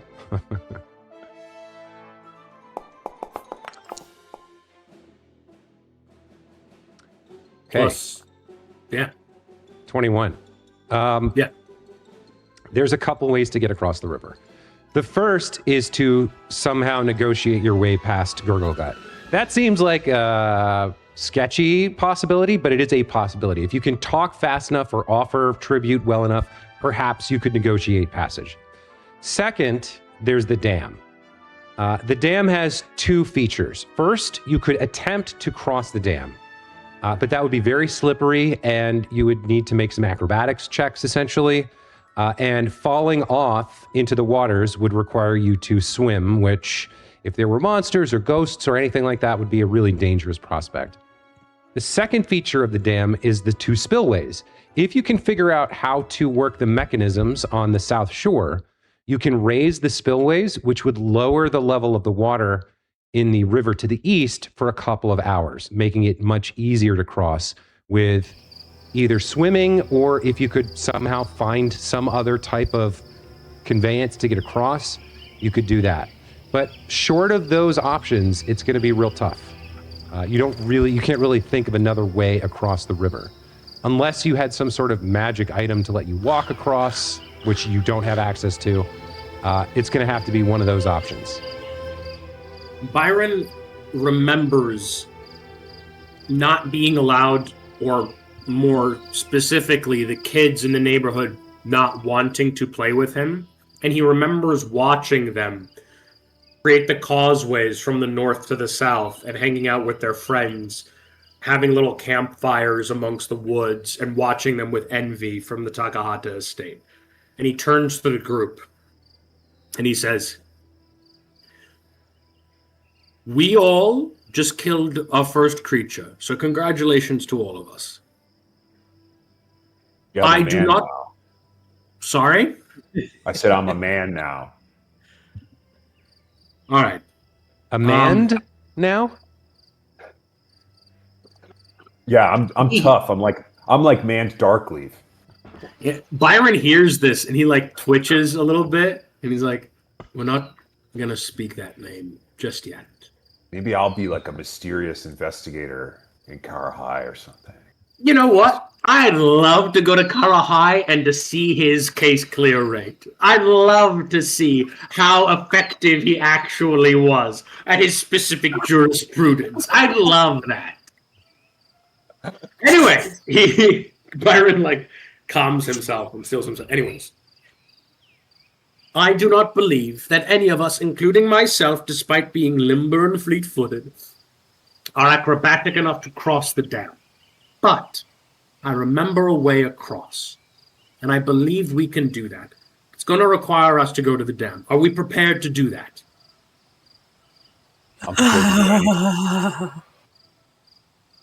I'm not sure I could be stopped anymore, so yeah, I'm prepared.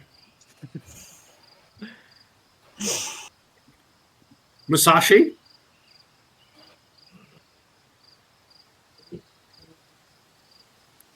Well, we're putting it to a vote. Let's see how Hira votes first. Hira gently wipes a tear from her eye and says, "Nothing at this point can keep me from my books. I will do my best." All right. Are we all on board? I still haven't voted yet, but I think I'll be outvoted. But in the interest of democracy, I'll abstain. Write that down. Democracy being a Just so strange you know. concept from across the other side of the world that Musashi heard about from somewhere. From a word The I once Greeks. heard. Well, if you study the Greek texts, which I have one book, you would come across the word democracy. It functions differently than maybe our audience's understanding, but yes. I'm so glad that we had this philosophical discussion. Let's go to the dam. Okay, so you guys are going to make your way to the dam. It's passing through the industrial section or the Merchants Row on South Bank, all the way past the Dawnstep Bridge over to the dam itself. It's going to take you about an hour. So as you guys are making this trek through the fog, if you guys have any like weird conversations you want to have or things you want to talk about, now's the time to do it. Otherwise, we'll move forward to your arrival at the dam. Byron takes each one of them aside, almost like separately, and tells them that as a proud warrior, how proud he is of them and their ability to have killed that disgusting creature. Pats each one of them on the shoulder separately, and he says, Good job. From one demon killer to another. I see you. Hira just accepts it and then lightly holds the hem of his jacket on the rest of the journey, just out of like a little kid, needing to be anchored. Fine silk. They show up at the dam, I assume. Okay. So as you arrive at the dam, you can see the water is currently flowing through the spillways, which are open. I will say, everybody give me a perception check. Everybody.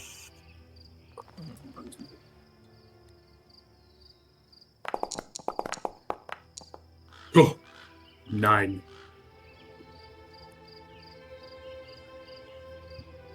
Oh, there it is. Sorry. Yeah. It won't I'm let off. me. If you're on your Yeah. sheet, it says Yeah. on the Yeah. right-hand side, it says senses next to your attribute modifiers, and you can click the word perception. Oh, there it is. Okay, Yeah. okay. I was looking at the one by initiative. I know. I did the same thing at first. Yep.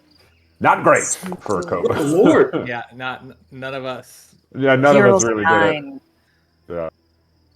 Yeah. So we had a 9, a 7, an 11, and a 9. Okay. Well, then none of you really see what I was asking about. So we'll just say that, you see the flow of the river. Swimming across the river is dangerous because it's deep and fairly swift. If you're a strong swimmer, it's possible. But, there's also a prescription against entering bodies of water when a ghost is near. None of you see a ghost. None of you see anything particularly hostile in the moment, but your senses are kind of muted by this fog that surrounds you. As you approach the dam, you see there is a mechanism on the shore, a large capstan, which connects via chains to. There's 2 capstans, one each for each of the spillway doors. as I said, they're currently open. If you are able to turn the capstan successfully, you will be able to raise the spillway gates, and what will happen is the level of the water in Woodraft Lake on the western side of the dam will slowly rise a couple of feet over the course of an hour and a half, 2 hours. And while that is happening, the river to the east will lower and become slower and easier to cross. But after that time period, then the water will flow over this closed gates, and the eastern river will become even deeper and more treacherous. So you will have, if you're able to successfully work these mechanisms, you'll have a couple of hours where it'll be easier to cross the river to the east. But after that, it gets more dangerous. So you see the two capstans in front of you. Both capstans are accessible from this side of the river? Yes, the way it works is there's two capstans, one for each a gate on the south bank and on the north bank. So there's 4 total. Got it. Okay. What is it? Like a big? I don't know what this is. Would it be like? It's a big wheel you wooden have to wheel, turn? like a ship's wheel, but it's attached to a mechanism that turns a chain that goes like along the dam and pulls the gates up. It's like a big, heavy wooden wheel. The problem is you're trying to lift the gate and turn the capstan on the far side through the action of this mechanism, so it's big and heavy. Gotcha. Okay. Well, I'm too old to move a capstan. Kirk, I just posted a picture in the general chat. Oh, thank you. Yeah, because I have a vague. Oh, okay. Yeah. Interesting. So it's a lever. And that, what a great Just a picture simple you found. machine. Yeah, thank Wikipedia. It's just for a that bunch one. of 90s tourists enjoying a capstan. Yeah. All wearing their like little sunglasses and stuff. But 4 people can do. Like it looks like there's at least 4 or 5. If it's big I will. enough, I don't know how I big will enough it edit is. the video. When I edit the video, I will put that picture Please from add the. I'll put it on the video Please. so our audience can see that picture. It's amazing. Great. Are The there outerwear tied numerous around the things? waist. You gotta, they gotta get ready. You gotta tie it around so you can, to do this heavy pushing. Does only one person do it, or can a group do it? A group can do it. We'll have a group. We can have a group check or an individual. This is going to be an athletics check to turn each of them. Let's. I think we can give it our best shot and go straight ahead. I completely agree. Let's start turning. Okay, if everyone wants to give me this athletics check, let's see if you guys get an average that beats the DC. Ugh. So the bumbling old actually okay professor at rolls an athletics. 8. She's feeble. Oh, So we have an 8, a 13, an 11, and an 8. Kobu didn't come through. Yeah, you guys. I couldn't get my footing right. It's slippery. Yeah, It you is guys slippery, attempt I bet, actually. in the fog and the mist. Yes, it is quite slippery. There's a mud all around it. You can't get your feet to get traction. You guys make a concerted effort together, but you're not able to turn this first capstan. Fortunately, you don't fail badly enough that it locks up. Okay. Oh, thank God. Of course, that was a However- possibility. Okay. Uh-huh. Let me double check something here. Yeah, all right. Byron, give me a DC 10 flat check. So just roll a D20.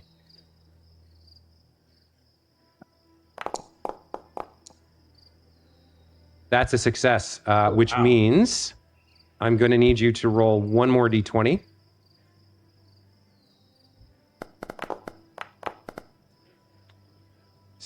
Nice. 3 phantom ravens fly out of the mist to attack you guys. what? All right, so I don't have a great map for this, so we're gonna use we're just gonna use the random encounter map, which is where is it? Yeah, I don't have a great map for the riverbank really with room, so yeah, we're just gonna use the random encounter map here. As you guys are as you guys are trying to turn this capstan and you fail. You're grunting, you're moaning in effort. This is not the right map for this, but we'll just pretend. Let's see. Let me get. You guys aren't here. There's Hannah. The 3 newbies are here. Since you guys are a little on the weak side deliberately, we'll reduce this to 2 phantom raisins. 2 phantom ravens. I don't know. We're pretty deadly. Grab these guys. 2 phantom California raisins. Yes. That's actually terrifying. That's worse than ravens. I would like if that happened. Like I'd be like, the world has gone upside down. What are these things? Okay, so these birds come screeching out of the mist. Kill, peck, destroy, vermin. Whatever kind of angry shouting I can't think of right now because I'm trying to do too many things. Let's have everybody roll some initiative. You got it. There we go. Oh. Kobu's moving quick. Hira needs her token in the scene. It's saying no token in the scene, but here I am. Yeah, I see you. I'm also in it twice. Sheet. I don't know why. 19. Yeah, it's Good. I created your character from something else. So I must have done something wrong in Foundry. No. I had the character sheet open from a different scene, maybe. Yeah. Okay, Byron, if you want to roll here. I think I did. I got a 7. Did you? Oh yeah. I think it wasn't an initiative roll, but it was a roll. Okay. Let's put you at a 7 then. Oh. Okay, yes, so we will kick off the combat. One of these ravens screeching out of the mist, screaming at you about like, your place is not here, this is our place. It's gonna race towards Kobu and it is going to peck at him with its beak. That's the sharpest part. Its first attack misses. Its second attack is a natural 20, which is a critical hit. No. Kobu, you take 4 points of damage as this ghostly bird raven screams out of the mist, flaps in your face. It's disorienting. It's pecking at you once you dodge. It pecks again. It takes a big chunk out of your cheek. There's blood racing down your face. It is painful. It's painful. And that is its turn. You are up. Do I take 4 or double 4? Because it's a No, you take 4. Okay. How many hit points do I have?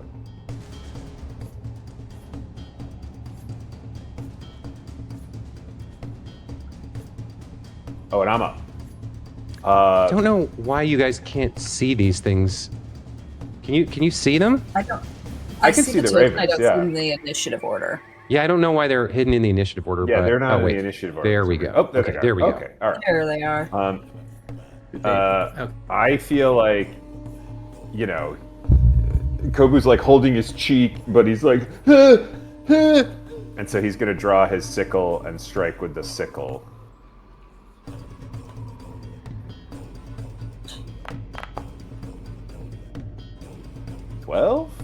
A 12 does not hit. You slash wildly at the bird in front of your face, and your arm just goes behind it.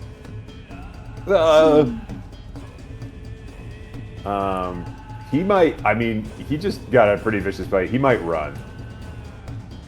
Yeah, I think that's a good idea. I don't know what my speed is as Kobu. Your speed is 25. Okay. Then he's gonna bolt. He's gonna run. What is this? A well over here? I mean, the map's a little not representative where you are. You're running away from the capstan at the edge of the river, so. Yeah, he's just gonna try to hide behind a tree or something. Yeah. Okay. If you want to hide behind the tree, then go ahead and give me a stealth roll. I mean, I don't think he really believes that he's capable of doing this, but he doesn't seem to have a skills tab. Yeah, sorry. So it's just a dex. Yeah, it's just D20 plus dex. You're trying to beat a 15 here. Nope. He's like He squats behind a tree. It's very obvious he's there. Yeah. Okay. That's your turn. Next up, this other raven is going to make a beeline for Byron here, screeching and flapping its wings. Yeah, yeah. And it's just gonna peck at you because that's what it can do. First attack is a hit, just shy of a crit. You take 4 points of damage. It is going to strike again. This time it misses. For the three of you who have not encountered these creatures before, these things are some kind of like you can see through them. It's not an actual bird. It's like the spiritual representation of a bird. You guess it's probably a ghost. You're not sure, but they're attacking your team. You guys are up.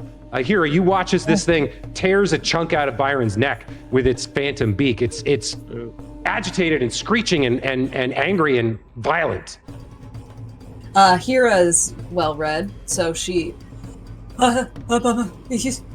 Even though I am afraid, you are welcome here, good, friendly birdie. Want a cracker? Okay. You're going to spend 2 actions to make a diplomacy check. Yes. And then, again, skills, I don't see. So is it just D20? Yeah. So this is going to add your charisma, which for Hera, I don't know what it is. Charisma's 0, so it's a flat 10. Okay. It's a flat 10. I don't think that she's not is very- sufficient. Yeah. They're not affected by your attempt to be kind. It does not work. Then she. Oh, wait, bolts. I'm sorry. Oh, On a failure, it still takes 1d8 mental damage. So even though you fail, sorry, I shouldn't roll that. You should roll that. oh, can I keep your 8? I'm kidding. All right. Yeah, you should roll that. Roll a d8 for me. Oh, a 7 still. Okay, yeah, these things only have 6 hit points. So even on a failure, because of what you were attempting to do, you watch as the force of your kind of diplomatic attempt to disrupt its nature. These things are mostly made of emotion, of envy and resentment, and when you welcome it, you see your words kind of ripple through it, and it shimmers, and you see it kind of like, you see, even as it's trying to kill Byron, it kind of like just pops out of existence and disappears. You have defeated one of these ravens, so well done. Move on to Musashi, you're up.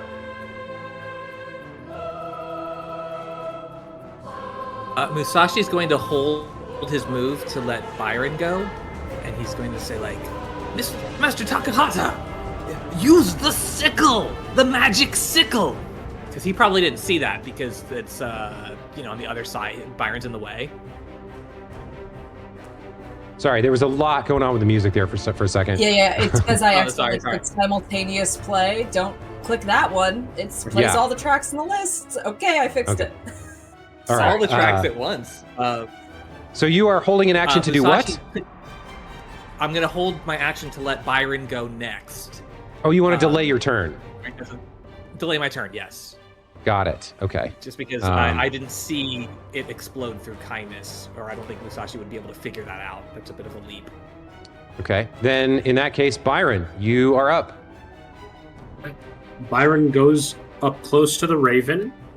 He takes out his cold iron sickle. And he misses. He misses. All right, that's your bad. first attack. Yep. You swish it through the air, but it's heavier than you expect, and you kind of whiff it. You got 1 action left. He strikes again.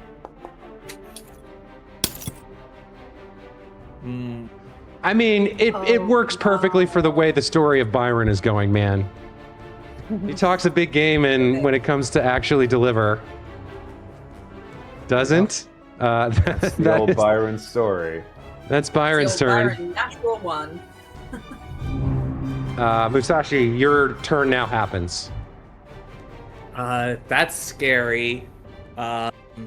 He sees the raven not get hurt by the whatever it is, cold iron sickle, and he kind of like looks at his pitchfork and just drops it because it's not even cold iron.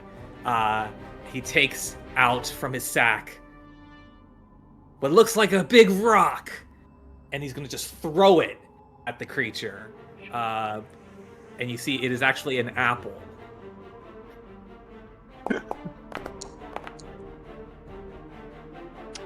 A 15 just 15. hits.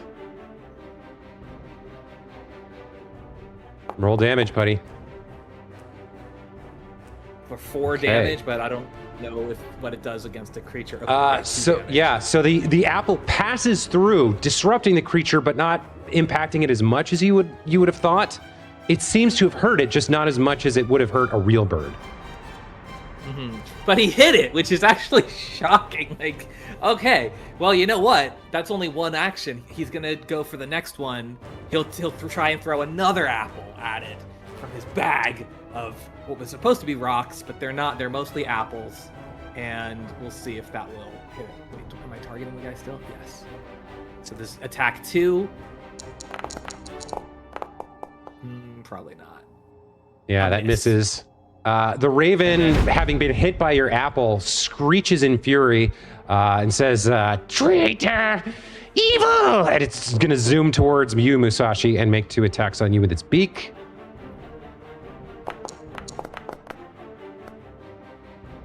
The first attack misses terribly, and the second one misses by not quite as much. It's now up in your face, attacking you, but that was its turn. Kobu, you're crouched behind the tree. What do you want to do?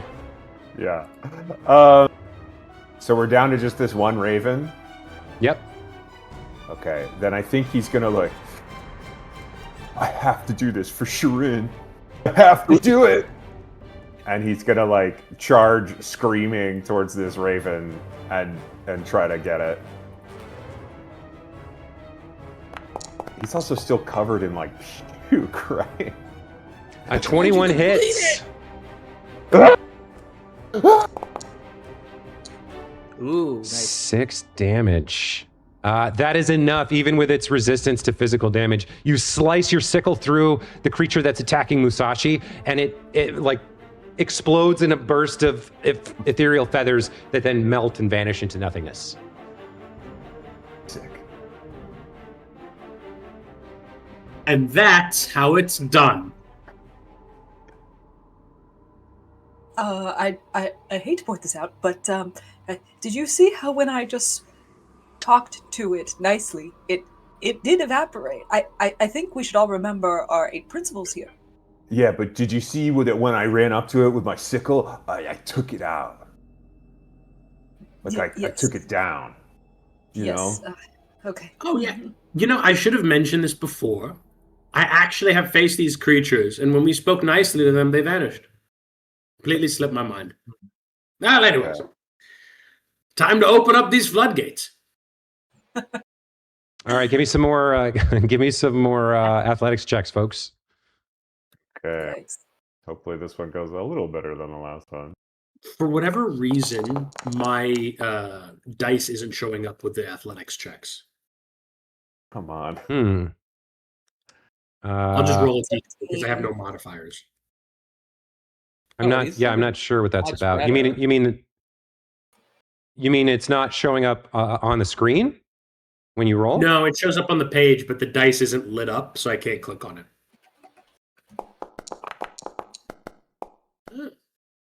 Where are you clicking? On my character page, where I roll perception from, like right below. Perception is lit up, but the initiative is not. No, okay, so you don't want to be rolling athletics from there. On the right-hand side, you've got the tabs at the top. There's a little hand that looks like this that has proficiencies. Do you see that? Do not. Okay, so under your name, Byron Takahata in red, there's like a blue bar that says proficiencies, and then there's a bunch of buttons, which are your tabs. The 6th one is like a hand held up like this. Yes, there we go. Oh, I see. Okay. Can you just roll an athletics check from there? Make sure that this works for you. You already rolled. We'll keep your 16 and Musashi's as well. Thank God. You got it now. Okay. Yeah. So actually, 3 of you got above a 15, which means between the 3 of you, Kobu is still kind of shaken from that combat, but the 3 of you are able to turn both capstans, and you watch as the gates rise and the water flowing across begins to cut off. And immediately you see the water of the river begins to slow in the local area. It still has to drain out way downstream into the Duyu, but you can immediately tell that the water is moving slower, and it's going to start lowering until the water in the lake rises to the level of the spill gate. So you have lowered the level of the water in the Cheba to the east of the dam. Now, is the water crossable by foot? Can we walk across it, or do you still need to swim? No, you would still need to swim. Essentially, what you've done is you've lowered the DC for swimming or piloting checks by 5 for the next 2 hours. Okay. Byron This turns is crossing on the river side, right? Like on the right side of the dam. Yeah, Yes. you. That's what's easier. Yes. Okay. So the lake. Are you looking at the map, Kirk? Yeah. There's the lake on the left of the dam. That's getting that's getting more full, and then to the right is the river, which is now blocked and is starting to lower and slow. Gotcha. Okay.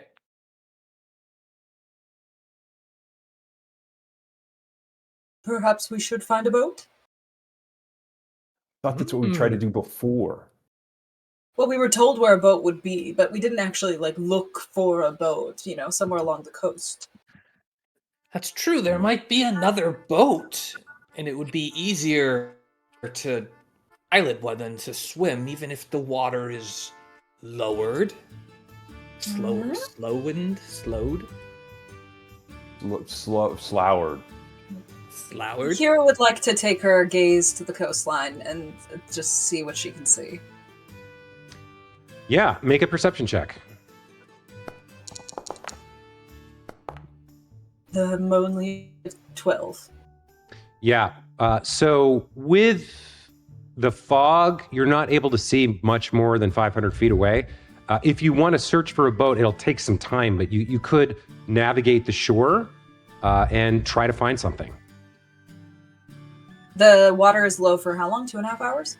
2 hours. But it's going to take time to get low, right? Or does it lower immediately? I thought it was in an hour. Essentially, it's it's lowering now, and then in about 2 hours, the lake will rise to the level where it starts going back up. So somewhere in the middle is where it's going to be the lowest and slowest. Gotcha. Okay. I mean, we could spend a little bit of time looking or searching. Half an hour-ish? Yeah. Sure. I agree. Okay. I don't know, maybe. Go ahead and give me. Where is it?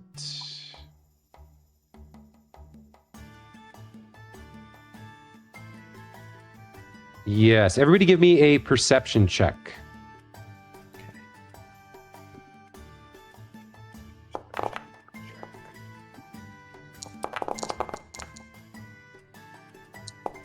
Okay. Whoa. Mine's really Okay. high. Oh, So, cool. did anybody get a 23 or higher? No, Damn. come on. Oh, Kobo was 22. That's for an undamaged boat. But I think multiple of you beat a 13. So, over the course of the next Sorry, I'm getting some feedback. Yes, somebody. Yeah. Yeah. Me too. I don't know. Well, it seems like it's gone now, Jordan. Try talking again. Yeah, I'll try. Okay, yeah, it's there was good now. somebody was getting feedback, but it's fine. Over the course of the next hour, you do eventually find discarded almost on the side of the road. Not even near the bank, but it's like somebody was doing something with this boat and then gave up. You find a busted up rowboat. The oar locks are broken. It looks like somebody slashed at it with like a short sword or something. There's a small hole in the hull, but whoever did that gave up as well. It's a busted up rowboat. It's going to be hard to navigate. But with the lower DC to pilot it across the calmer waters, you may be able to cross the river here. Great. Let's definitely take this one, I suppose. But can we patch it up anyway? You would need some sort of like place to do it and supplies to do it with. So I'll tell you, if you know Byron, that Matsky Show is a carpenter. That's his whole, that's been his career. A lot of his family are in the carpentry trade. If you portage this busted rowboat back to the Matsky estate, which will take you probably a couple of hours, and spend the rest of the day working on it, then by tomorrow you would have a functional rowboat. Rest of the Byron day. looks at- Go for it. I gotta. But I have a date tonight, okay? I gotta get up there tonight. Well, young man, look around us. Do you think your date is happening this evening? I don't know. That's why I gotta get there. You know what? Go for it. Just that my books, my sweet books, my precious books, if anything's befallen them, if there's been a hole in there's so much mist and dew, too much humidity could damage my beautiful library. Far be it from me to stop young love and whatever is going on with you, miss. I will vote to abstain whether we should cross now or bring the rowboat back. Just let the record show that was my decision. But I agree, nothing must stand in the way of young love, and carrying a boat all the way back seems like a terrible idea. All right, we set sail. Okay, so you take this busted ass rowboat down to the shore where the water has dropped, and with the four of you crowded in, there's a difficulty increase of 2, but because you have lowered the waters, the DC has gone from 15 to 10. So I'm going to need athletics checks from whoever is piloting of a DC 12 to get across the river here. I have a +5 as Hira. She's sturdy. Hero should pilot. Unless anyone else beats that. What's the skill? Sorry. Athletics. I have +5 as well, but. Oh, Kobu, you give him some rolls. You're young. All right, I'll try. Still kind of hurts. My cheek still kind of hurts, but okay. Think of her. Think of, what is your girlfriend's name? Shirin. Think of Shireen. Think of her. Shirin. Think of Shireen. Shirin with Think an I. of her. I am. I'm thinking about how you're saying her name wrong every time you say it. Think of Shireen. Yes. Okay. All right. Yeah. No, I will. Check. Ooh, nice. Oh. Yep, first one is a success. With Kobu at the helm, you guys are able to move the first, like a fifth of the way across the river in this busted rowboat. Water's starting to seep in from the bottom, but the other 3 of you are bailing as best you can with whatever cups or bags you have. And Kobu, it's on you to keep making these checks to get across. Okay. All right. Let's see if I can do another one. Okay. All right. Yeah. Yep. An 18 will do the trick. Give me 2 more. We'll just see if you can make it across. All right. Yes. Okay. All right. Yep, 16's good. Last one. You just I don't feel want like a I'm critical failure. There you Okay. go. never Nicely done. Yeah, on a critical failure, the boat capsizes, and I have monsters attack you guys in the middle of the river. But you make it across. On that. Yeah, you make it across. You have successfully reached Northridge. Yes. Byron, Huzzah! Huzzah! Byron steps onto the land like George Washington crossing the Delaware, and he just like surveys it and he goes, "Ah yes, I am home. Smell it, built of Takahata lumber. Come, we must go."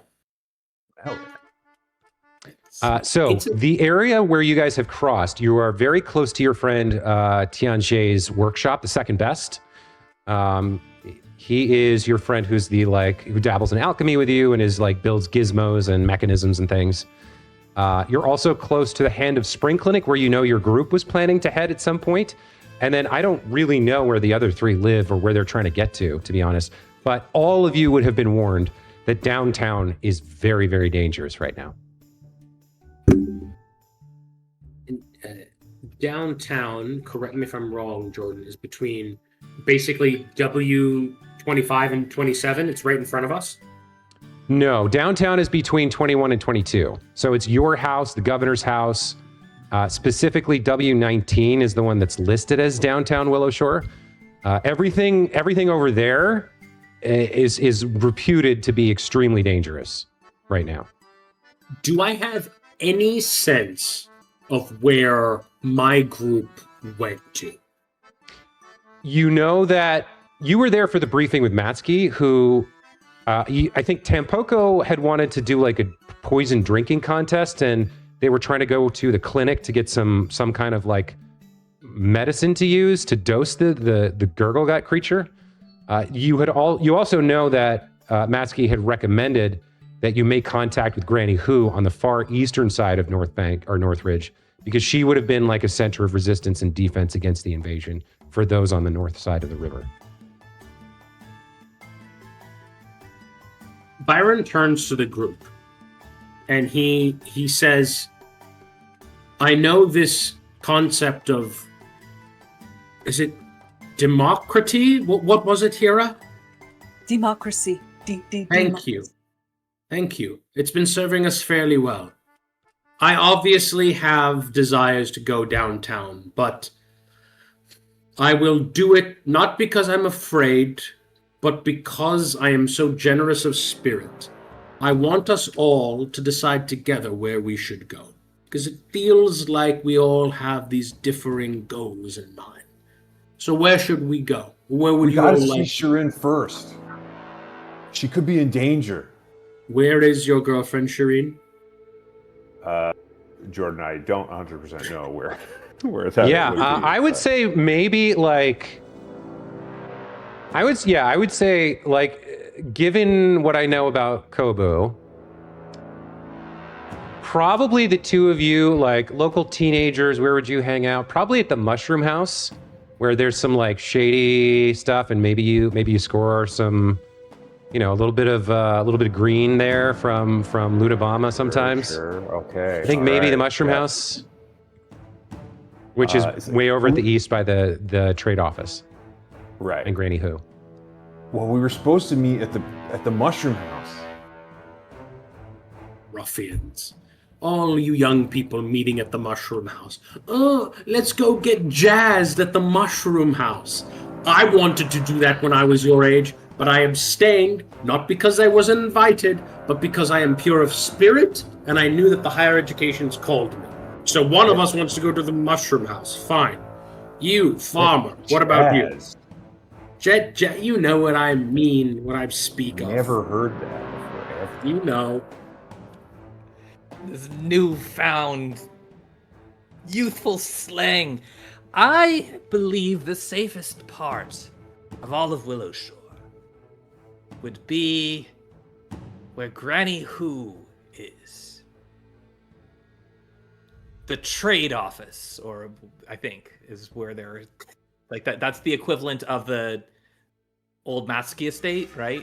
What is the North It's the Shore? equivalent on the north side, yeah. So it's a recently constructed. See, essentially, what happened is Granny Hu is very much about industry and trade and the future and progress, worked with the governor to build a new trade office to encourage more traffic up and down the river, more traffic from Karahai and other nearby villages. And so there's a bunch of very secure, sturdy warehouses and a brand new 2-story office with a private apartment for her. And so like this cluster of buildings is sort of her territory, and it would be known that she would be there. And those buildings are very sturdy and secure to prevent theft. So they would have been a safe place to shelter against the monsters. Matsky believed that she and her coterie would have welcomed other villagers from the east side of Northridge in to protect them there. So yes, to the east by the Duyu River is where. Hira, what say you? I simply shan't be here alone, so to the east we go. My library should be somewhere between the trade offices and there, and I would appreciate a stop in, but that's where we shall be, the east. It sounds Okay. good to me. So I think at this point we will, what are we at? We're at 12:15, so we have like another half hour we could play, but it feels like that's a pretty good place to stop, because next session I can have you guys reunite because the rest of the team was heading there as well. So we'll meet up on the road. I don't know what's going to happen to your NPCs that you guys made for today's session, but the comedy today was on point. I love this. This was great. I think we'll call it there today. Welcome back, Sal. Thank you guys so much. to have you This is back. awesome. I love Hira, Musashi, and Kobu. They're amazing. Such Very a fun silly. way to Very fun. break. Yeah, take a little break. Yeah. Yeah. With almost no ramifications to the campaign. So yeah, next session, this group will arrive at the trade office at the same time as the other group. And I have a little surprise waiting for you guys there. I won't ask the three of you to play two characters. So Kobu and Musashi and Hira will all back off of what's going to happen there and stand at the outskirts while everybody else reunites and deals with that scenario. But you can look forward to that next week. I know I will. Okie-dokie. And yeah, we'll call it there for today. Cool. Perfect. Yeah, thank y'all. Thank All you right, all. thanks guys. Bye, guys. Bye. Bye. Bye.